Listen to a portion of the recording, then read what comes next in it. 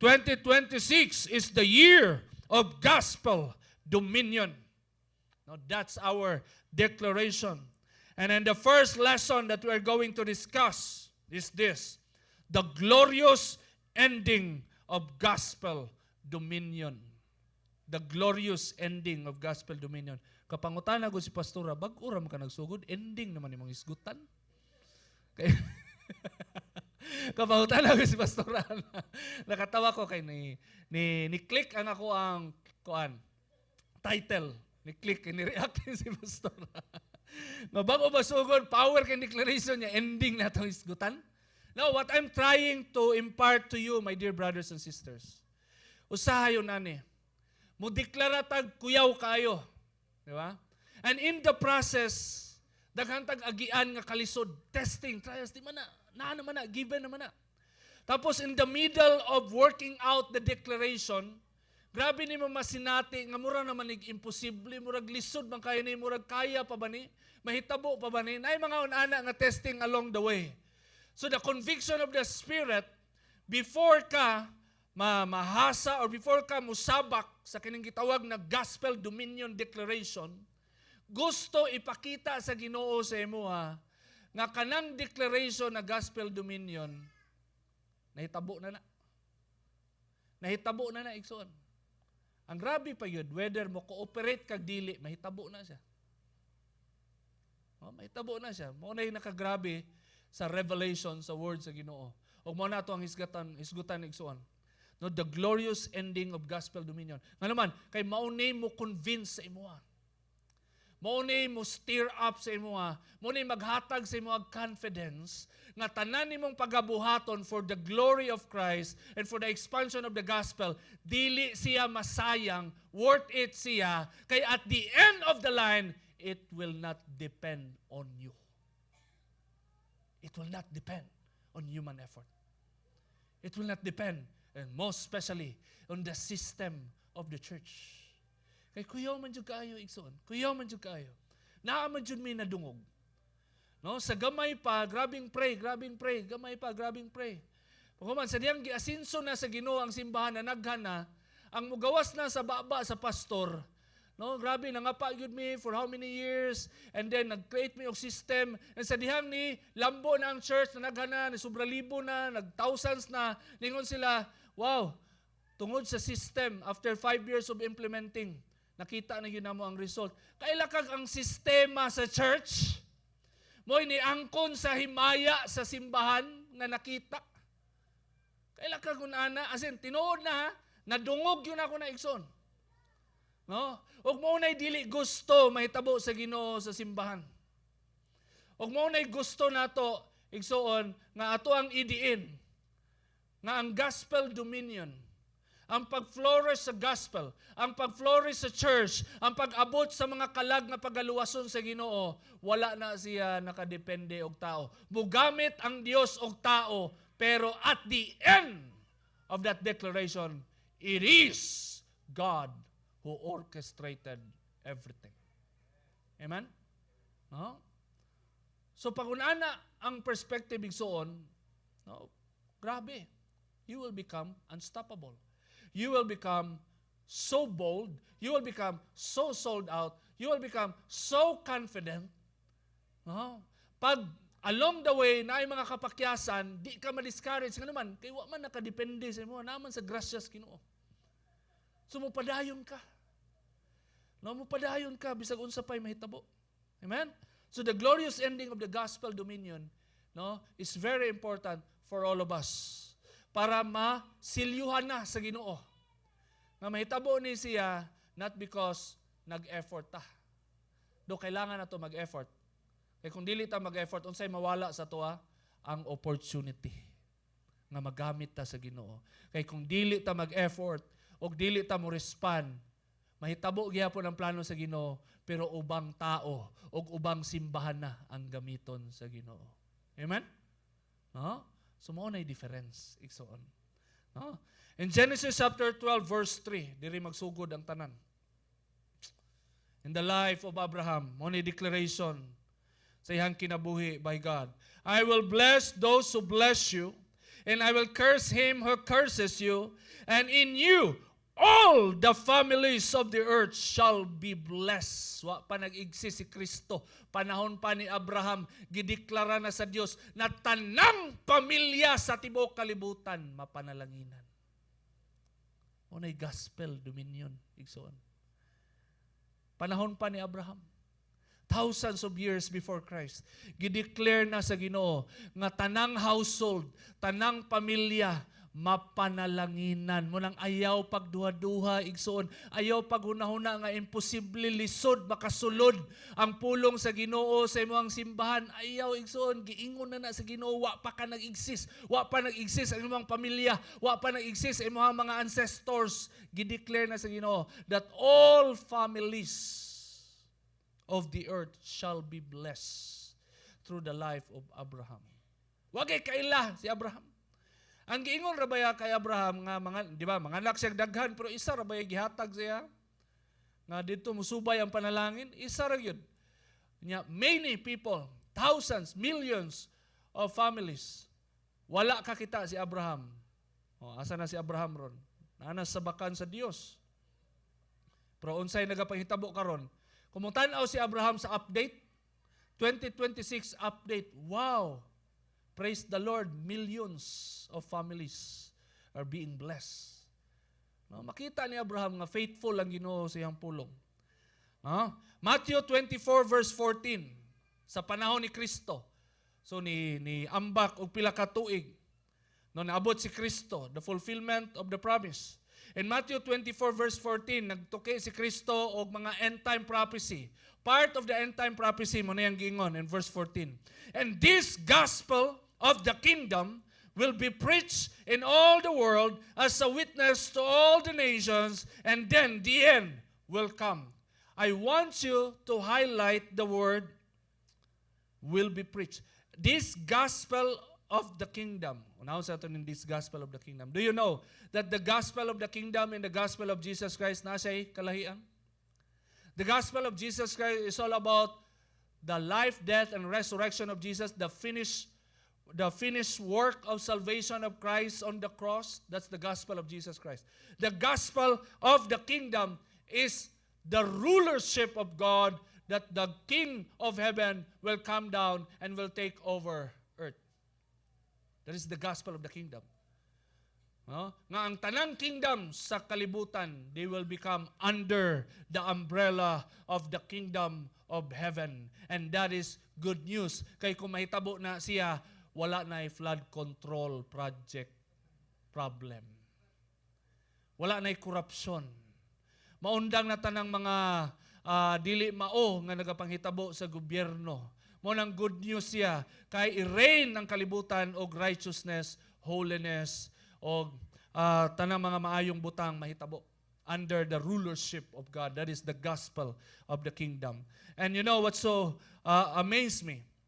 Ang gingon diri sa Matthew 24:14. This gospel of the kingdom will be preached in all the world. My dear brothers and sisters, wala giingon diri ni Kristo that this gospel of the kingdom should be preached. Like if nobody will preach it, then it will not happen. Pero ang gingon ni Kristo diri, the gospel of the kingdom will be preached. Gipredict niya. Nag-gets niyo ang construction? No, ang statement, gipredict niya nga ang gospel, ang mensahe, ang good news sa gangarian sa Dios mawali siya sa tibuok kalibutan. Gipredict na ni Kristo. That's part of the end time prophecy. No? That this gospel will be preached in all the world. No? So wala siya nagsalig og human mechanism. Namurag if man will fail, it will not be preached. If the system will fail, it will not be preached. If Christians are reluctant, it will not be preached. That's not true. It's already declared that the gospel of the kingdom will be preached in all the world. Mga pastor, bitaw no murag bag-o ni sa kong pandungog. Dungagan pa yun nato. Gusto ka? Colossians 1:23. Colossians chapter 1 verse 23. Si Apostle Paul mismo niingon, the ending, Ang ingon ni Apostle Paul, if indeed you continue in the faith, grounded and steadfast, and are not moved away from the hope of the gospel which you heard, which was preached to every creature under heaven. Buhi pa si Apostle Pablo, iyan ang gideklara nga nawalihan na ang tibuok creature, tibuok katawhan sa tibuok kalibutan. Buhi pa siya. Which was preached to every creature under heaven, of which I, Paul, became a minister. And according sa mga Bible scholars, during the time of Apostle Paul, kining pagsulat niya, wa pa siya kaadtog Spain. Nagplano pa siya nga mag-missionary journey, nga magwali dito. Pero gitagaan sa conviction, no, iyang gideklara sa mga sa Colossian church that the gospel was preached to every creature. Past tense. Say point ana igsoon. No, ang point ni Apostle Paul, no, sa iyang pagwali, sa iyang pagmission, wala sa iyang kasing-kasing ang kakulba, ang kahadlok nga murag dili enough ang iyang gibuhat, na murag kulang pa ang iyang gibuhat og mapakyas ang plano nga mawalihan ang tibuok kalibutan. No, grabe iyang confidence. Nga sa iyahang time, mawali. Nawali na. Past tense na kayo niya. Nawali na ang gospel. Wala lang igsoon.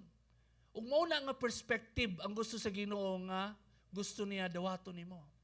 Nga convince ka na bisag unsa pay mahitabo, the gospel dominion will take place. Amen? Convince ka nga bisag unsa pay mahitabo, whether your family they will receive the gospel or not, time will come, they will bow to Jesus. Time will come. Mga pamilya nimo nga gahi jud kayo, mga palahubog nimo, mga angkol, mga amahan, inahan, mga tao nga layo jud kayo, gahi jud kayo, di jud maminaw sa unsawg invite kapila mo balibad, ayaw ka discourage, gideklara na. Gideklara na. Amen. So I will give you 3 reasons why the gospel will dominate the whole world. 3 reasons. Number 1, the gospel dominion is God's dominion. Muna may tabo siya. Muna ang gospel mo dominate sa tibuok kalibutan because the gospel dominion is God's dominion and not man's dominion. In Acts chapter 1 verse 8, no? Klaro kayo, giingon din sa Acts chapter 1 verse 8.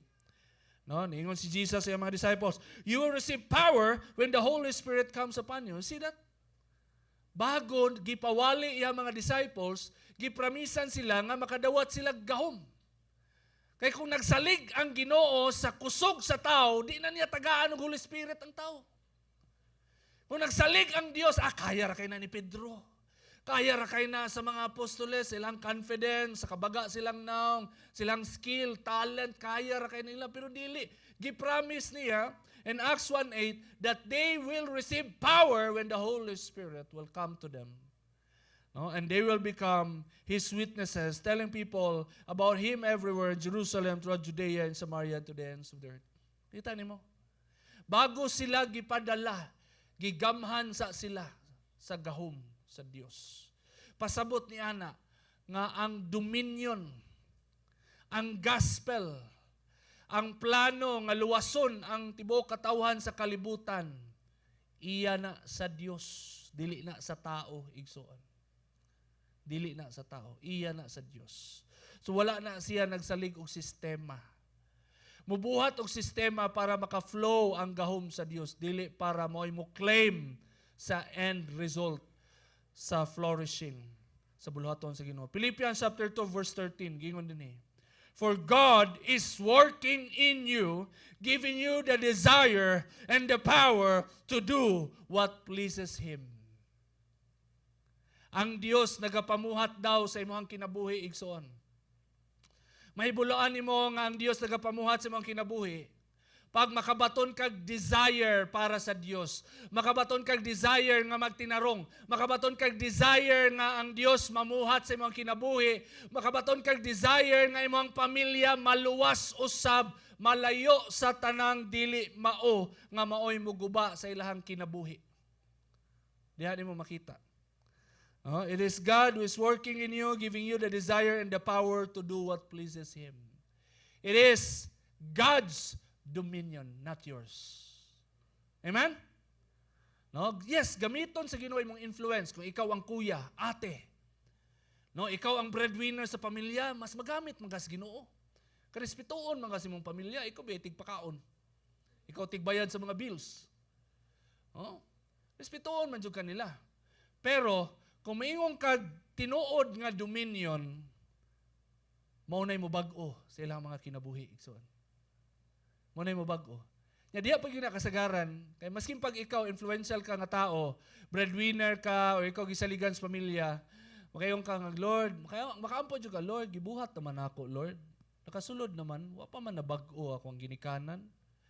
Paling-paling pa man ako mga igsoon, pasabutan na igsoon, nga naabot na kasi mong limitation. Dili na human dominion ang imong kailangan. It's God's dominion. Nga ang literal nga Dios mo'y mabuhat, mubag-o sa mga kasing-kasing sa tao nga gusto nimo maluwas. Amen? Amen? Kaya kung salig mo kay ka, believe kay ka sa imong skill, how ka mo wali or how ka mo explain, tapos makita nimo way giabot. Niirog lang gamay. Ha? Ma-discourage ka. Pero kung kabalo ka, not by might, it's not by the power, but by the Spirit of God. It's all about God's Spirit and dominion. Then mupadayon ka og ampo. Dili ka ma-discourage. Igsoon. Amen? Huh? Thoughts to keep. The gospel will continue to dominate because it is God who started it. Muna to ang confidence. Igsoon. Mupadayon og domina ang mensahe sa kaluwasan. Mupadayog domina ang mensahe nga nakasentro kang Kristo. Mupadayon og domina ang mensahe nga nakasentro sa rulership, sa kingdomship of God. It's because it is God who started it. Dili tao ang nagsugod. Si Kristo ang pundasyon sa simbahan, dili si Pedro. Amen? Si Kristo, dili tao. Dios ang nagsugod, igsoon. No? Next, because God Himself is the beginning, He will also determine the ending. Tungod kay siya ang nagsugod, siya sad ang mo ingon kung unsay ending aning tanan. Og nindot kayo, nabasa na nato ang ending. The gospel of the kingdom will be preached. All families shall be blessed. Oh, kanindot paminon, wa na mga palahubog sa kanto. Wala na, di na ka mahadlok mo agig Baryo Patay, madunggaban ka. No, kung mga kaila sa una, pag moadto daw kag Baryo Patay ka, kaila mo ana? No? Pag moadto kag Baryo Patay, ang una daw nimong buhaton, mohapit sa daw kag barbecuehan. Mupalit ka atong pitso dadto katong mga baga-baga og tirungan. Mupalit ka dadto, mao nay palito nimo magbaktas ka. Kay pang self-defense po dahil nimo at the same time. Para kung pariglahan ka na kay pang self-defense. Oh, barbecue mo ang self-defense. Kung di ka gusto ma-barbecue, mupalit kag barbecue. No? Nindot kayo no naon. No, nga ending na. Gideklara na. Naa na. Hayag na kayo. Ang buhaton na lang sa katawan sa Ginoo. Mupadayon. Ingnan mo katapad, padayon lang. Padayon lang. Amen? Ikaduha, nga rason why the gospel will dominate the whole world. Second reason, the gospel dominion is the eternal kingdom taking over earth. It is not just an idea or a principle. It is not just a good principle na nindot puyan or a moral principle na nindot i-apply. No, it's more than that. It is about the eternal kingdom of God taking over earth.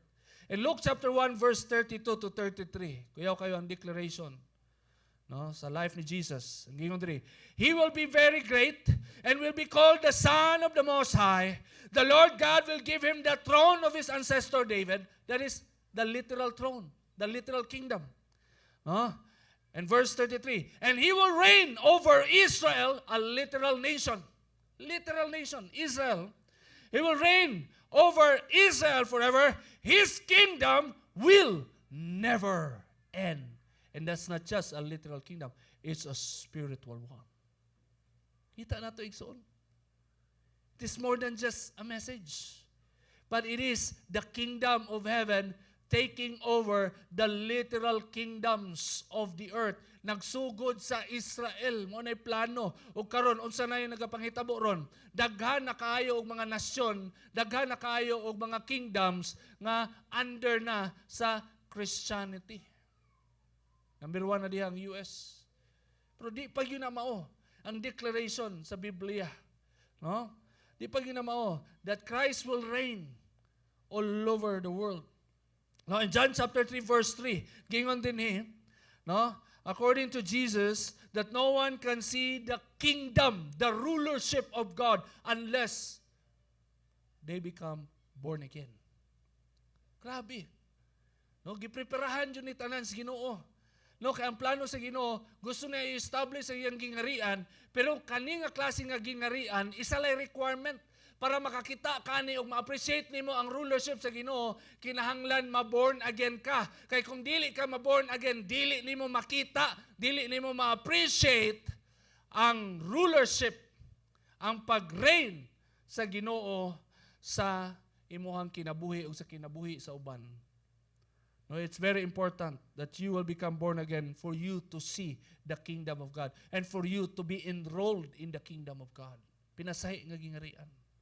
Imposible kayo buhaton para sa tao. Lisod man na, may mo born again. Because nobody can make you born again. No people, family, or amount of doctrine can make you born again.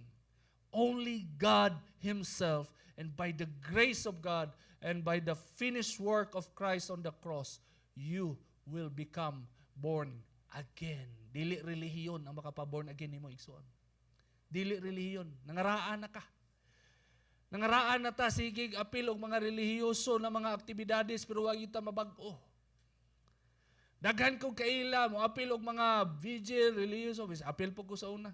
No mo apil og mga relihiyoso nga activities pagkahuman mo patad og lasto, magsugal, mamalikas.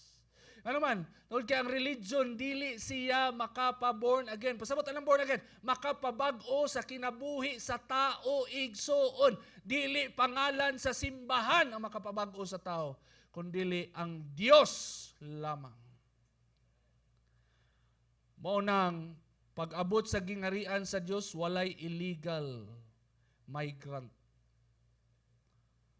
Walay illegal nga tao makasulod sa iyang gingarian, kaya ang requirement para makasulod ka, maborn again sa ka.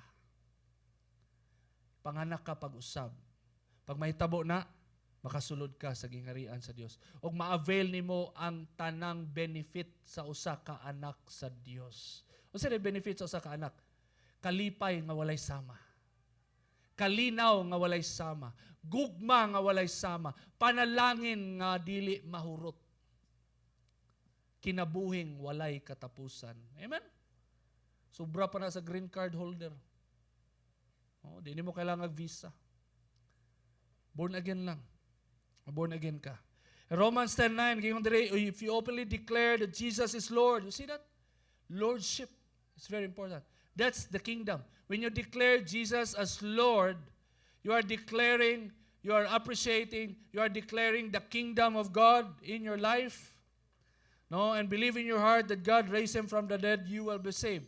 So the gospel of the kingdom and the gospel of Jesus Christ in one. When you declare, Lord Jesus, you are the Lord of my life, and Lord, I believe in you. I believe that you rose from the dead. No? Thoughts to keep. The gospel dominion is all about spiritual kingdom influencing the material and physical world. Unay gospel dominion igsoon. No? It's all about spiritual kingdom, the kingdom of heaven influencing the material world. No? And the physical world.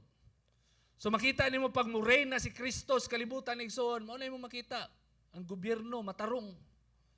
Gobyerno matarong, mga communities matarong. No, mga wala mo minor ang crime rate, mubaba ang crime rate. Tapos, mubaba ang mga inom, sugal, masirad-an ang mga beer house. Nahitabo na siya sa usa ka community nga tanang beer house na sirad-an tungod sa revival nga nahitabo. Nahitabo na siya. Naay documentary ana. Ug di na imposible buhaton na sa Ginoo sa Davao City. Amen? Nang matina galera mahimong praise and worship nga lugar. Dili na high school ay mo madungog diha matag Domingo. Kristo na. Amen? No, kuyawa na pastor no. Nahitabo na mo ko na igsoon. No, nanay nahitabo ana. No, grabe yung revival. Ya kuyaw kayo katong nahitabo nga revival atong lugar. Apil ang ilahang mga tanom nga mga patatas nila, mga carrots, haskang dagkua. Ang tubo. Oh, haskang dagkua sa tubo sa mga tanom. Tinuod jud nga revival nahitabo igsoon. Sirad-an ang mga beer houses, sirad-an ang mga pasugalan, tapos ang farm nila gibless sa Ginoo, dagko kayo og abot ang humayan. Gihimong praise and worship place ang mga beer house igsoon sa grabing revival. Ug mo nay gusto na to may tabo sa Davao City. Amen? Ganahan mo ana? No, ang hot legs, unsa na ipuli na to diha? Dili na hot legs. Oh. Unsa na? Hot for Jesus? No? Mo na mga sikat dito. Nasa kuan? Extension, Rizal extension mo na. Huh? And next, the gospel will surely dominate because it is not just a message but an all-power kingdom from heaven ruled by an all-powerful king. Amen? No? Ang gera dili lang about words, about ideas, about principles. Pero ang tinuod nga nagapangitabo igsoon nga nagadumina, it's all about the all-powerful kingdom of heaven ruled by an all-powerful king, the King of Kings and the Lord of Lords. Hallelujah. No, ikatulo katapusan, the gospel dominion is the will of heaven being enforced over all creation. The gospel dominion is the will of heaven being enforced over all creation. First, no, the gospel dominion is God's dominion. The gospel dominion is the eternal kingdom taking over earth. And the gospel dominion is the will of heaven being enforced over all creation. Unsa to ang inspiration? Colossians chapter 1 verse 16 to 17. Klaro kayo, gingon din eh. For by Him all things were created that are in heaven and that are on earth, visible and invisible, whether thrones or dominions or principalities or powers. All things were created through Him and for Him, and He is before all things, and in Him all things consist. Grabe, kini pa lang na bersikulo. Wa na yun ka, Lord, wa na yun may madungag. Kaya kag tanang butang nga nag-exist, siya nagmugna. Tanang dominion, principalities and authorities, gikan sa iyaha. Unsa pa man ay mong gikadlukan, o unsa pa may doubt nga naa sa imong kasing-kasing nga dili kaya sa Ginoo, kung ang tanang butang nga makita o dili makita, siya ang nagmugna. Igsuon. That's why it's declared, all things were created through Him and for Him. And that is His will. That is His will. Tanang gimugna para sa iya. So in other words, bisag unsa pa kalayo ang lakbayon sa tao, bisag unsa pa kalayo ang tahakon, patagilid, pawala or patuo igsoon, ang ending ana, bisag unsa pa na sila ka-proud, bisag unsa pa na sila kahambugiro, bisag unsa pa na sila kagahi igsoon, ang ending silang tagsa-tagsa ka kinabuhi, mubalik ra gihapon sila sa Dios. Mubalik ra gihapon. Walay makaikyas sa iya. Gideclare naman. All things were created through Him. Siya ang nagbugna sa tanan. And for Him. Di sila musubay? Okay. Pero once mamatay sila, muatubang gihapon sila. Whether they like it or not. No? Proverbs 19 verse 21. Giingon dire.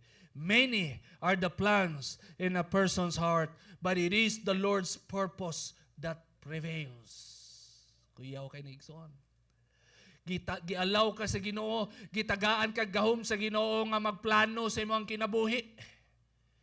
No, gitagaan ka o kanang gasa sa Ginoo nga kaya nimo mo plano 5 years from now, 10 years from now, kaya nimo mo plano og 1 day from now. Diba no, may mga tao 1 day ra gyud ang plano. Pastor, di ko nagaplano 5 years, one day na yun. No? Mga tao nga walay plano or kadiyo unsa nga klase nga pagplanos kinabuhi. Gitagaan kag tahas, gasa sa Ginoo nga kaya nimo mo plano, pero ang giingon sa Biblia, and it is the Lord's purpose that prevails. Kung sa Bisaya pa, unsay katuyuan sa Dios mao radyoy mulahutay sa unahan igsoon. Ha? Unsay plano nimo sa imong kinabuhi, daghan kag nindot nga plano. Unsay plano nimo after mo simba sa SOGMC, nalumos ko pastor. No, mangita sa ko, maganduraw sa ko kay murag nasubraan man. No, bisag unsa pay plano nimo, ang gingon sa Biblia, ang katuyuan sa Dios maulay mulahutay sa unahan igsoon. Amen. O unsay plano sa Dios, He wants to dominate the world through the gospel. He wants to bless all the families of the earth, including your family. Muna'y gusto sa Ginoo nga mapanalanginan imong pamilya ug karong tuiga mahitabo na igsoon. You claim it.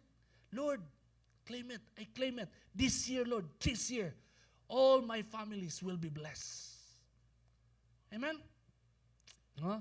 Because that is God's desire, that is biblical, and that is the purpose of God, and that will prevail. Mulahutay siya. Mahitabo siya. Amen? Thoughts to keep. The gospel is the manifestation and revelation of God's ultimate will for humanity. Mangutana ka, unsa di pinakagusto sa Dios mahitabo sa kalibutan? That all men will come to know the truth and be saved. Kung imo adyong kwaon mo ang heart sa unsa di will sa Ginoo, nag-desire siya nga ang tanang katawhan sa tibuok kalibutan maluwas igsoon, makabalo sa kamatuoran ug maluwas. Huh? So it will happen because that's the will of God. Second, the gospel will surely dominate because God's will and purpose will always prevail. Kung unsay gusto sa Ginoo, sa Dios, buhaton yun na niya. Wa may imposible sa iya. Muna mulahutay siya. Muna ang mga tao nga naipagtuo sa Dios, mulahutay sad. Nga naman, kay di man ka ma-discourage, di man ka mawadag paglaom igsoon. Maski pagdili nimo masabtan in the middle, kay daghan kaayo coercion, daghan kaayo kontra, daghan kay barrier, daghan kay kag mga ma-feel nga mga struggle kaayo sa imong personal battle, sa imong kinabuhi, na kay mga gina-overcome, tapos i-overcome pa nimo ang garbo sa mga tao uban, daghan mix emotion ay mga ma-feel. Pero you are so equipped with the biblical truth na unsay ending wala nakadepende sa imo, unsay gusto sa Dios mo ay may tabo sa kinabuhi o sa unahan, then bisan pagwa ka kasabot mo padayon ka. Bisan pagwa pa nimo nakita ang resulta mo padayon ka. Bisan pagwa pa nimo nakita nga naga-effect na di ay imong mga prayers ug imong mga effort mo padayon ka nganuman kay ang mo determine sa ending ang will man sa Ginoo, di man imuha. Ang effort sa Ginoo dili man imuha. Amen? Amen? Word to remember. The gospel of Jesus Christ will continue to dominate all over the world because it came from God, the King of the eternal kingdom, whose will and purpose will never fail. Say amen? Let us all stand.